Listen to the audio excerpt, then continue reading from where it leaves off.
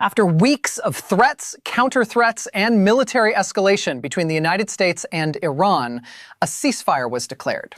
To understand this ceasefire, you have to go back several weeks. Behind closed diplomatic channels, two competing negotiation frameworks had been put on the table. The United States had presented a 15-point proposal outlining its conditions for ending hostilities. Iran, for its part, had submitted a 10-point counter-framework. These two documents were fundamentally incompatible, not just in their details, but in their entire philosophical approach to what a resolution should look like. Iran's position was absolute and unwavering. We will only agree to a deal based on our 10-point framework, not a modified version, not a hybrid, their framework entirely. For weeks, the Trump administration publicly dismissed Iran's 10 points as maximalist, meaning, in diplomatic language, so extreme that they could not serve as a realistic starting point for negotiations. And then in a single statement released just before an 8 p.m. Eastern deadline, a deadline at which Trump had previously said he would authorize devastating military action against Iran, everything changed. Before we get to what Trump said, let's make sure you understand precisely what Iran's 10-point framework actually contained. These are the terms that Iran had been demanding throughout the entire negotiation period.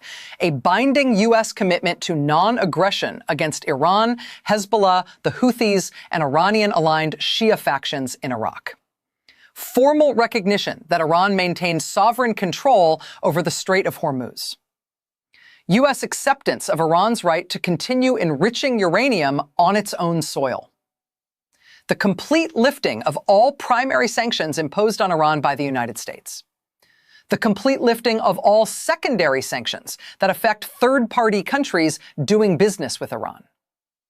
The formal termination of all United Nations Security Council resolutions targeting Iran. The formal termination of all International Atomic Energy Agency Board of Governors resolutions against Iran. The payment of full war reparations by the United States to Iran. The withdrawal of all U.S. combat forces from the broader Middle East region. A complete cessation of armed conflict on all fronts, including specifically in Lebanon against Hezbollah. Read that list again. This was not a negotiating opener designed to meet somewhere in the middle. This was a list of outcomes that would represent a fundamental restructuring of American power and influence across the entire Middle East. And for weeks, the United States said it would never accept this as a basis for talks. Now let's look at what Donald Trump announced when the ceasefire was declared. In his public statement, Trump explained that he had been in direct communication with Pakistani Prime Minister Shehbaz Sharif and Pakistani Field Marshal Aim Munir. According to Trump, both Pakistani officials had made a personal request that the United States hold back a planned military strike on Iran that was scheduled for that evening.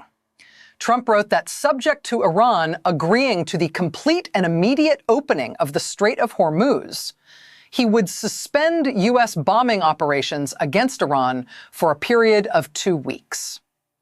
He described this as a double-sided ceasefire.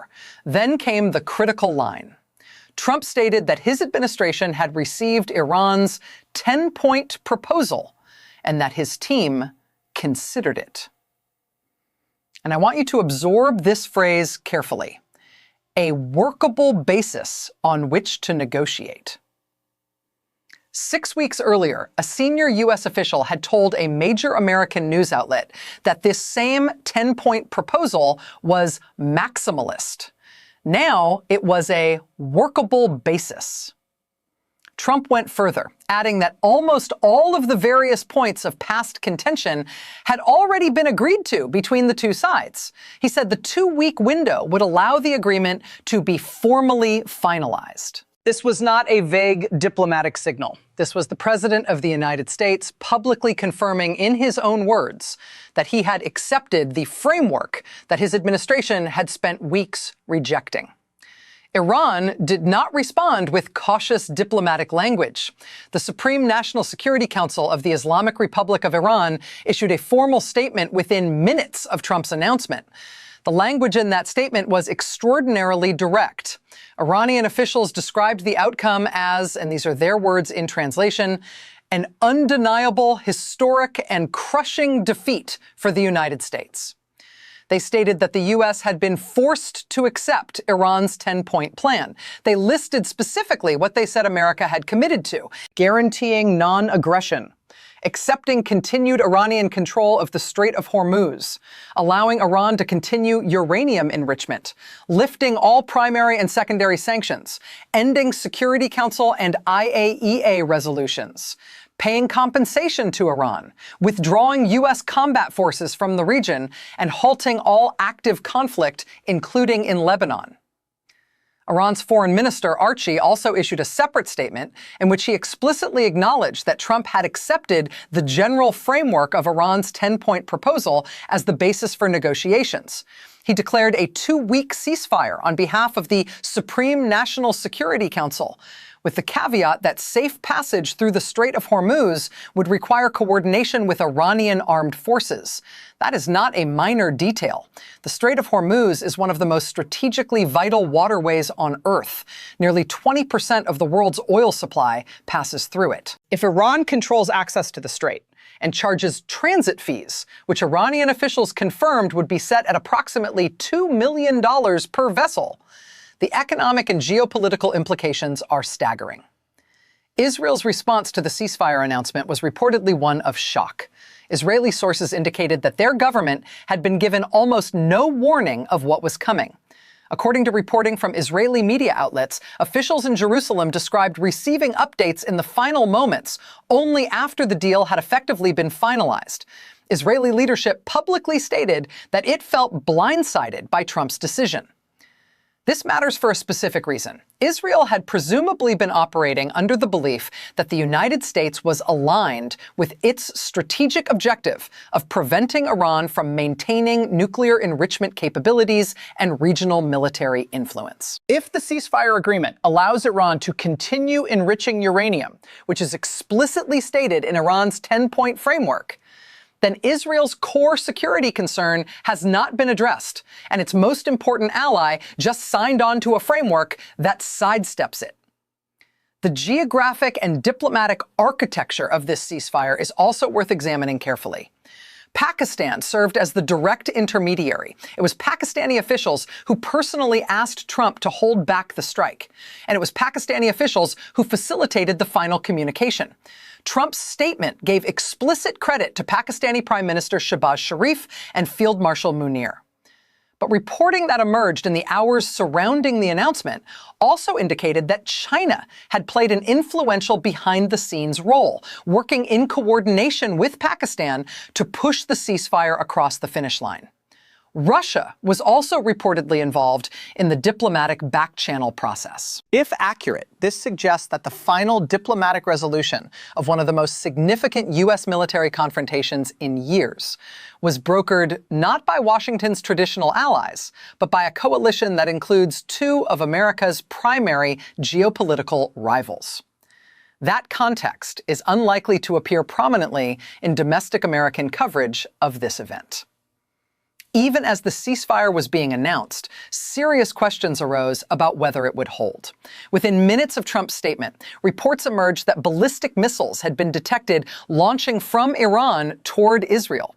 Air raid warnings were activated in the Tel Aviv and Jerusalem areas. The UAE reported that it was actively intercepting Iranian drones. Israel reported detecting missile launches from Yemen.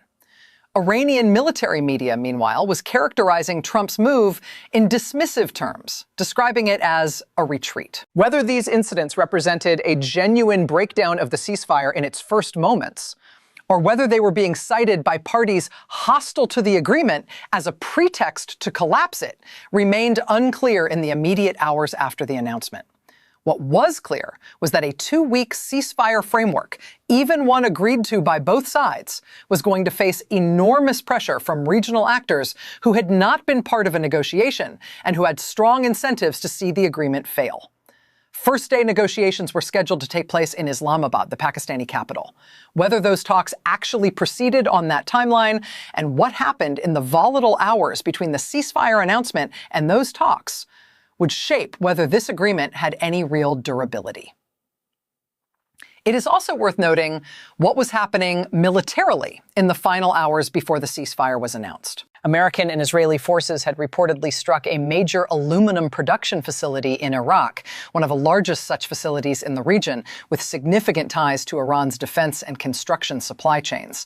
Iran had responded by conducting retaliatory strikes against neighboring Gulf states, including Saudi Arabia, Kuwait, Bahrain, and the UAE. This was the military reality on the ground when diplomats were simultaneously trying to construct a framework for peace. The conflict had expanded well beyond the original US-Iran bilateral confrontation and had drawn in multiple regional actors on both sides. Now I want to go beyond the immediate facts and give you my analysis of what this moment genuinely represents, not just as a single diplomatic event, but as a signal about where American power in the Middle East is heading. First, let us talk about the Strait of Hormuz. If Iran now has internationally acknowledged control over that waterway, with toll charges formalized into a future agreement, this is a permanent alteration of the economic architecture of global energy markets.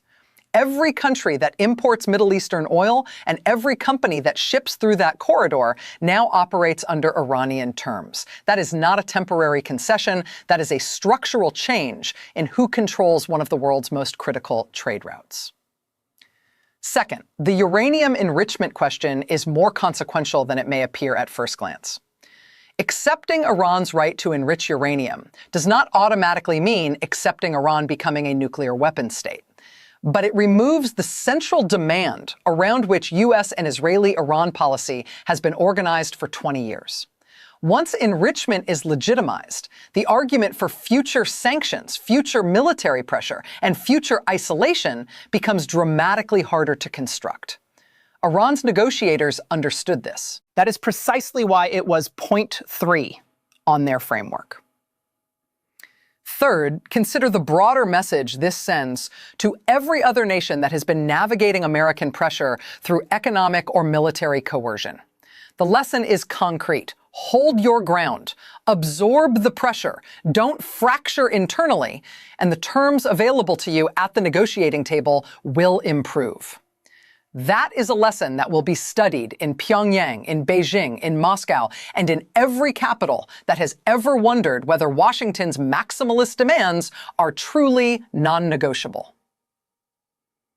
Fourth, the role of Pakistan in brokering this agreement deserves much more attention than it will likely receive.